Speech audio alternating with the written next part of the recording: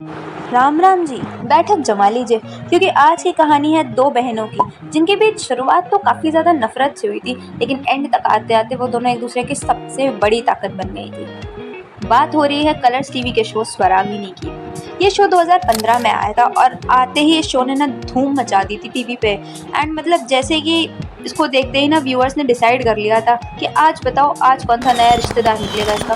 क्योंकि भाई साहब इसमें इतने पेच लड़ते थे, इतने रिश्तेदारी निकलती थी कि तुम सोचते सोचते ना थक जाओगे, तुम कंफ्यूज हो जाओगे कि कौन किसका भाई है कौन किसकी बहन है। तो चलिए स्टार्ट करते हैं। तो ये कहानी ना दो बहनों की है, स्वरा बोस और रागिनी गडोडिया की, जो कि अभी इन्हें नहीं पता है कि ये दोनों बहनें हैं। ठीक है, तो जो स्वरा है वो ना एक बहुत ही मॉडर्न और बहुत ही आउटस्पोकन इंडिपेंडेंट बंगाली लड़की है। ठीक है, वो अपनी माँ शर्मिष्ठा बोस और अपनी नानी के साथ अपने घर पे रहती है। तो जो स्वरा है वो बहुत इमोशनल है, लेकिन वो ना ऐसे इनजस्टिस और बदतमीजी ना टॉलरेट नहीं करती है।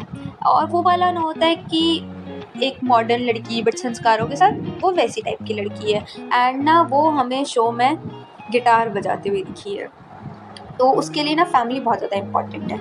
अब दूसरी साइड पे है रागिनी।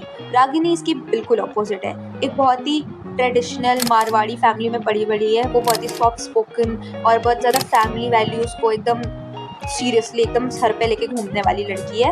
एंड वो हमें सीरियल में सितार बजाती हुई दिखी है। तो आई थिंक ना ये गिटार और सितार का कॉन्सेप्ट ही मेकर्स ने इसीलिए रखा हुआ था, ताकि वो दिखा सके कि वो एक स्वरा एक बंगाली मॉडर्न लड़की है, लेकिन जो अदर हैंड पे जो रागिनी है वो बहुत ही ज़्यादा ट्रेडिशनल और कल्चरल है और मतलब सितार बजाती है मारवाड़ी फैमिली से। एंड इनफैक्ट इन लोग का जो ड्रेसिंग सेंस दिखाया गया है ना सीरियल में, वो भी बिल्कुल वैसा ही है कुछ। तो अब क्या होता है कि अब ना हमें एक कंफ्यूजिंग पार्ट पता चलता है फैमिली का।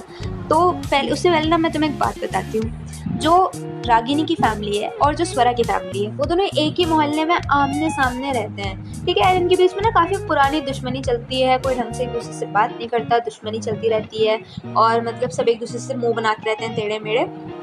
तो अब यहाँ पे हमें क्या दिखाया जाता है कि जो शर्मिष्ठा होती है यानी कि स्वरा की माँ, और जो शेखर होते हैं यानी कि रागिनी के पापा, वो दोनों एक दूसरे से पास्ट में प्यार करते थे, उन दोनों का अफेयर चल रहा था। एंड इनकी जहाँ तक ना सीक्रेट मैरिज भी हुई थी, और जिसकी वजह से शर्मिष्ठा प्रेग्नेंट हो गई थी स्वरा के साथ। लेकिन जो शेखर की माँ थी पार्वती, उन्हें ना ये इंटर कल्चर वाला और ये ना बंगालीज पसंद नहीं थे, उनको अपने जात में शादी करवानी थी।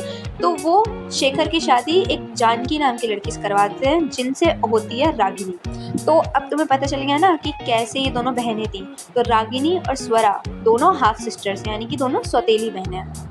अब क्या होता है कि जब स्वरा और रागिनी को ये बात का पता चलता है, तो वो दोनों कोशिश करती हैं अपनी फैमिली को रीयूनाइट करवाने का एंड अपने पेरेंट्स को भी दोबारा मिलवाने का। एंड ये दोनों इवेंचुअली मिलवा देती हैं एंड इन दोनों की शादी करवा देती हैं अपने मम्मी पापा यानी कि शेखर और शर्मिष्ठा की। लेकिन जो इनकी दादी होती हैं वो अभी भी सिस्टर से खुश नहीं होती हैं। ये बात याद रखना, आगे मैं तुम्हें बताऊंगी क्यों। फिर उसके बाद जो इनकी लड़ाइयाँ होती हैं वो सब सॉर्ट हो जाती हैं, सब एक घर में रहने लगते हैं। स्वरा रागिनी की फैमिली का और रागिनी स्वरा की फैमिली का पार्ट बन जाती हैं एंड सब कुछ हैप्पी हैप्पी होता है। अब एंट्री होती है कहानी के एक मेन लीड की, जिसका नाम है लक्ष्य महेश्वरी। तो जो लक्ष्य महेश्वरी होता है उसके जो फादर होते हैं और जो शेखर होते हैं यानी कि रागिनी के फादर, ये दोनों ना बहुत अच्छे फ्रेंड्स होते हैं। ये दोनों जो होते हैं ना वो रागिनी और लक्ष्य का रिश्ता फिक्स कर देते हैं, और धीरे धीरे रागिनी भी लक्ष्य से मिलते मिलते उससे प्यार करने लग जाती है एंड उसकी जो फीलिंग्स होती हैं वो बहुत ज़्यादा जेन्युइन होती हैं। बट लक्ष्य को धीरे धीरे रियलाइज़ होता है कि जो स्वरा है वो उससे प्यार करने लगा, उसकी बॉन्डिंग बहुत ज़्यादा अच्छी होने लगती है और वो स्वरा को जाके प्रपोज भी कर देता है शादी के लिए। लेकिन स्वरा ऑब्वियसली मना कर देती है कि नहीं, तुम मेरे बहन से शादी होने वाली है तुम्हारी एंड हम लोग ये नहीं करेंगे और ये सब। तो ये सारा रायता पसड़ जाता है। बट इसके बाद स्वरा भी धीरे धीरे मान जाती है शादी के लिए एंड वो भी लक्ष्य से प्यार करने लगती है। अब यहाँ पे ना मेकर्स ने रागिनी का एक बहुत ही ज़्यादा नेगेटिव सा टर्न दिखा दिया है। अब वो रागिनी जो होती है वो सबको ना भड़काने लगती है स्वरा के खिलाफ, क्योंकि देखो पहले से जो उसकी दादी थी वो ऑलरेडी खुश नहीं थी स्वरा की फैमिली से, तो वो उनकी हेल्प करके सबको भड़काने लगती है, माहेश्वरी फैमिली में भी, लक्ष्य को भी। हालांकि लक्ष्य नहीं भड़कता बट फिर भी वो ट्राई करती रहती है। तो अब इतना ज़्यादा इसने जो जहर भर दिया था सबकी फैमिली के दिमाग में, बट फिर भी लक्ष्य और स्वरा की शादी का दिन आता है। जो रागिनी होती है वो किसी तरीके स्वरा को भगा के शादी से ले आती है एंड इनके बीच में ना थोड़ी बहुत लड़ाई झगड़ा होता है एंड फाइनली रागिनी स्वरा को धक्का दे देती है नदी में। वो नदी में गिर जाती है एंड वो उसको छोड़ के आ जाती है मंडप पे एंड फिर वो सबको बताती है कि स्वरा तो शादी छोड़ के भाग गई, मैंने आप लोगों से कहा था वो ऐसी है वो वैसी है, एंड खुद बैठ जाती है स्वरा के मंडप पे और लक्ष्य से शादी कर लेती है। अब उसे लगता है कि लक्ष्य तो सिर्फ उसका है क्योंकि स्वरा रास्ते से हट गई है, लेकिन स्वरा को उसने धक्का ज़रूर दिया था। बट भाई अब स्वरा तो मेन लीड है ना, one of the main Leeds है, मर थोड़ी ना जाएगी, वो जिंदा थी अभी। तो अब एक और मेन लीड की एंट्री होती है जिसका नाम है संस्कार महेश्वरी। अब जो संस्कार है ना वो लक्ष्य का कजिन भाई है। तो जो संस्कार होता है वो बहुत ज़्यादा ना गुस्से में, वो बहुत ज़्यादा रिवेंज के मोड में आता है अपनी फैमिली के पास वापस। क्योंकि हुआ क्या होता है मैं तुमको बताती हूँ। हुआ ये होता है कि संस्कार की गर्लफ्रेंड होती है कविता, जिसकी मौत हो जाती है एंड संस्कार उसकी मौत का जिम्मेदार अपनी फैमिली को बताता है एंड वो उसको छोड़ के चला जाता है। बट जब संस्कार को पता चलता है कि उसके भाई की शादी हो रही है तो वो वापस आ जाता है एंड जब वो ये सब सारा ड्रामा और सारा रायता पसड़ा हुआ देखता है तो वो इन सब का फ़ायदा उठाता है एंड वो रागिनी उसके साथ हाथ मिला लेता है कि मतलब उन दोनों का मोटिव यही था कि फैमिली को बर्बाद करना।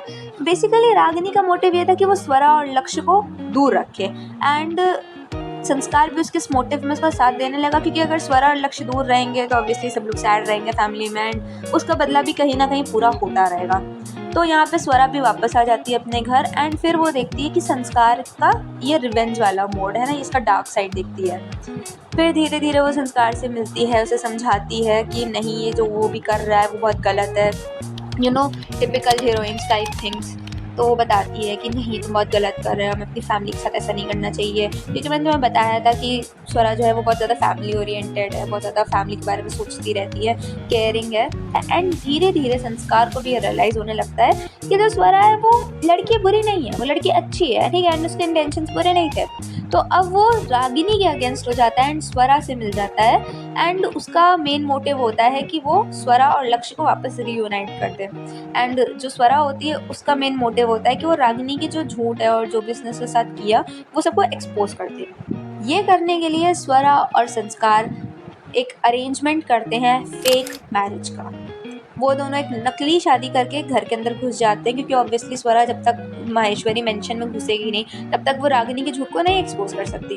तो अब वो महेश्वरी मेंशन में एंटर कर जाती है एंड फिर उसके बाद वो धीरे धीरे करके संस्कार की हेल्प से सारे जितने भी रागिनी ने झूठ बोले थे उन सबको एक्सपोज करती है एंड रागिनी का सारा झूठ एक्सपोज हो जाता है। फिर जो लक्ष्य होता है वो उससे नफरत करने लगता है, बट धीरे धीरे फिर वो उससे माफ़ी मांगती है, फिर लक्ष्य का दिल भी पिघल जाता है एंड फिर से दोनों एक बार साथ आ जाते हैं। कट टू संस्कार एंड स्वरा, उन दोनों के मैंने तुम्हें बताया ना कि फेक मैरिज है, बट ऑब्वियसली ITV का फेवरेट कंसेप्ट होता है कि जहाँ फेक मैरिज है वहाँ पे तुरंत ना रियल इमोशंस घुसेड़ दो। तो अब जो संस्कार होता है वो स्वरा से धीरे धीरे उसकी ऑनेस्टी, उसका करेज और उसका इतना केयरिंग बिहेवियर देके वो उसे धीरे धीरे प्यार करने लगता है। ये बात अभी स्वरा को नहीं पता है, ठीक है, मतलब संस्कार का मेन मोटिव था लक्ष्य और स्वरा को मिलाना, बट अब वो खुद उसे खोना नहीं चाहता। तो जो संस्कार होता है वो उसको प्रोटेक्ट करता है, उसके लिए स्टैंड लेता है, सबसे लड़ जाता है एंड धीरे धीरे स्वरा भी उसकी ये सारी अच्छी आदतें देखती है एंड धीरे धीरे उसको भी उससे प्यार होने लगता है एंड फिर दोनों की नज़दीकियाँ बढ़ने लगती हैं, दोनों पास आने लगते हैं। बट यहीं पे एक नया ट्रुथ एक्सपोज होता है, एक भांडा फूट जाता है यहाँ पे। अब क्या होता है कि मैंने तुम्हें बताया था ना कि जो संस्कार होता है उसको ना ट्रॉमा होता है उसकी जो गर्लफ्रेंड थी कविता, उसकी डेथ से। अब कविता यहाँ पे वापस आ जाती है, लेकिन कविता आती है वो संस्कार को पाना भी चाहती है, वो थोड़ी बहुत चालें भी चलती है, बट धीरे धीरे ना वो दिल की बुरी लड़की नहीं होती है। तो धीरे धीरे उसको ये रियलाइज़ होने लगता है कि नहीं वो जो भी कर रही थी वो बहुत ज़्यादा गलत था एंड वो उसको पता चल जाता है कि संस्कार और स्वरा एक दूसरे से सच्चा प्यार करते हैं, तो वो उन दोनों का प्यार एक्सेप्ट करके स्टेप बैक कर जाती है। क्या होता है कि एक नए चेहरे की एंट्री होती है जिसका नाम था रजत लोधा। अब ये रजत लोधा कौन था मैं तुम्हें बताती हूँ। जो संस्कार है ना उसकी सगी बहन उत्तरा, उसका फियांसे है, ठीक है, उससे शादी करने वाला है एंड ऐसा कुछ नहीं है कि वो बहुत ज़्यादा प्यार करता है उत्तरा से, उत्तरा का बॉयफ्रेंड इसलिए उससे शादी करना चाहता है, नहीं है। तो ये अरेंज मैरिज सेटअप, बट ये एक्चुअल में ना फेक प्यार का नाटक कर रहा है उत्तरा के साथ, क्योंकि इसको माहेश्वरी फैमिली की पूरी दौलत चाहिए। इनफैक्ट ये आदमी इतना ज़्यादा खुड़पेची है कि इसने सबको इम्प्रेस करने के लिए अपने फेक पेरेंट्स तक अरेंज कर रखे थे। बट ऑब्वियसली स्वरा, उसको पता चल जाता है, उसको ना कुछ ऐसे इस पर डाउट होने लगता है कि नहीं, इसके अंदर ना कुछ तो गड़बड़ है। तो वो इन्वेस्टिगेट करती है, वो बहुत ज़्यादा पता करती है एंड देन उसको पता चल जाता है कि ये ना खाली प्रॉपर्टी पैसों के लिए ये सब कर रहा है। जो रजत होता है उसको ना पता चल जाता है कि स्वरा को उसके सच के बारे में पता चल गया है। तो रजत स्वरा को किडनैप कर लेता है। स्वरा किस तरीके भाग जाती है एंड रजत और स्वरा एक खाई के पास खड़े हुए होते हैं एंड रजत उसको वहाँ से धक्का दे देता है। नया माजरा क्या खड़ा होता है कि जो स्वरा होती है वो बच तो गई है, लेकिन ना उसकी मेमोरी जा चुकी है। तो उसको ना अपने पास्ट के बारे में कुछ भी नहीं याद होता है एंड संस्कार उसके सामने आके खड़ा हो जाता है, उससे बोलता है कि मैं संस्कार हूँ, ये हूँ, वो सब याद दिलाने की कोशिश करता है। बट वो उसके लिए एक स्ट्रेंजर ही है, उसको कुछ नहीं समझ आता है कि वो कौन है, क्या कह रहा है। एंड यहाँ पे ना एक और नए चेहरे की एंट्री होती है जिसका नाम है साहिल, जो कि एक रॉकस्टार है एंड वो ना स्वरा की बहुत ज़्यादा हेल्प करता है। वो उसके साथ उसको अपने घर पे रख लेता है, उसकी केयर करता है, उसकी केयर टेकर बन जाता है एंड धीरे धीरे ना उसकी जो फीलिंग्स होती हैं स्वरा के लिए वो ऑब्सेशन में बदल जाती हैं। एंड अब ना वो नहीं चाहता है कि स्वरा और संस्कार वापस से एक हो जाए। तो इसलिए ना कि वो स्वरा की मेमोरी जाने का बहुत ज़्यादा फ़ायदा उठाता है, वो संस्कार से उसको दूर रखता है। बट संस्कार जो समझ जाता है कि इसका ना एक्चुअल में इसके दिमाग में खुराफात चल रही है, ये ना लफड़ा करना चाहता है।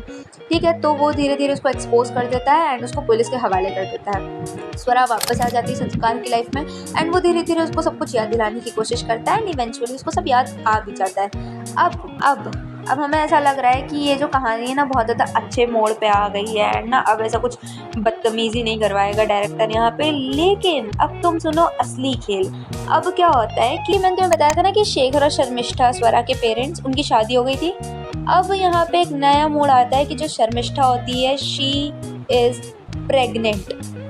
अब ये वाली बात ना बहुत ज़्यादा एम्बैरेसिंग हो जाती है क्योंकि इस उम्र में प्रेगनेंसी टाइप्स ऑफ स्टीरियोटाइप्स है ना, तुम्हें पता ही है। तो मगर मैंने तुम्हें ये भी बताया था कि जो शेखर की माँ होती है यानी कि रागिनी की दादी, वो ना इस रिश्ते से खुश नहीं होती हैं। वो क्या करती हैं कि नर्स की हेल्प से उस बच्चे को गायब कर देती है एंड सबको बोल देती है कि वो बच्चा मरा हुआ पैदा हुआ था। ठीक है, बट धीरे धीरे फिर जो ट्रुथ है वो स्वरा और रागिनी मिलकर एक्सपोज करती है। तो मैंने तुम्हें बताया था ना कि जो लक्ष्य होता है उसका एक सगा भाई होता है बड़ा, आदर्श, और उसकी वाइफ थी परिणीता। अब ये दोनों क्या करते हैं, ये दोनों ना पूरी फैमिली की प्रॉपर्टी हड़पना चाहते हैं एंड ये लोग ना बहुत ज़्यादा बदतमीज़ी करते हैं, ऐसी सिचुएशंस क्रिएट करते हैं कि पूरी फैमिली को माहेश्वरी मेंशन छोड़ के जाना पड़ता है। लेकिन स्वरा और रागिनी, तो ये दोनों फिर से एक बार साथ आ जाती हैं एंड फिर ये दोनों सबके अगेंस्ट जाके एंड सबको बोल के कि नहीं, ये दोनों का किया धरा है एंड उन दोनों को एक्सपोज कर देती है एंड फिर ये लोग वापस से फैमिली में आ जाते हैं। तो अब होता है जो लक्ष्य होता है वो गायब हो जाता है।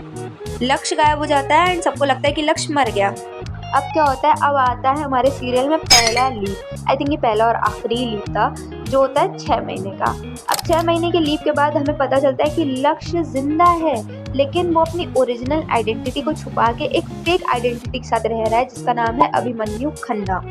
तो अब इसमें क्या होता है कि जो अभिमन्यु खन्ना होता है, इसका पता चलता है कि इसकी एक वाइफ है मानसी और इसकी एक बेटी भी है मिश्का।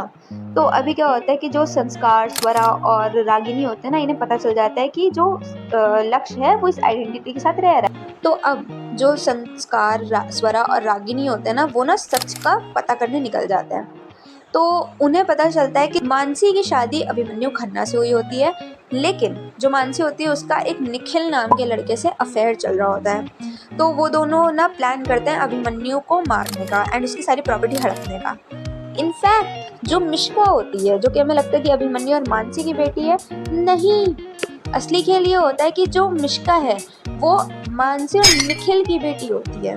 ठीक है, तो वो दोनों प्लान करते हैं कि अभिमन्यु को रास्ते से हटा के उसकी सारी प्रॉपर्टी हड़प लेंगे। लेकिन क्या होता है कि जो उन लोगों ने मर्डर प्लान करा होता है उसके पहले ही अभिमन्यु की कार एंड लक्ष्य की कार से भिड़ जाती है एंड अभिमन्यु की ऑन द स्पॉट डेथ हो जाती है।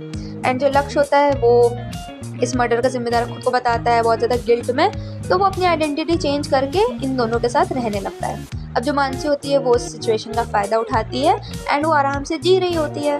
ठीक है, लेकिन जो रागिनी, स्वरा और संस्कार होते हैं वो सबको एक्सपोज कर देते हैं एंड जो मानसी और निखिल होते हैं उनको जेल हो जाती है। फिर उसके बाद क्या होता है कि जो लक्ष्य होता है वो वापस आ जाता है अपनी ओरिजिनल आइडेंटिटी में एंड रागिनी और लक्ष्य एक बार फिर से एक हो जाते हैं। और जो मिश्का थी, मिश्का को वो दोनों अडॉप्ट कर लेते हैं। ये थी स्वरागिनी की कहानी।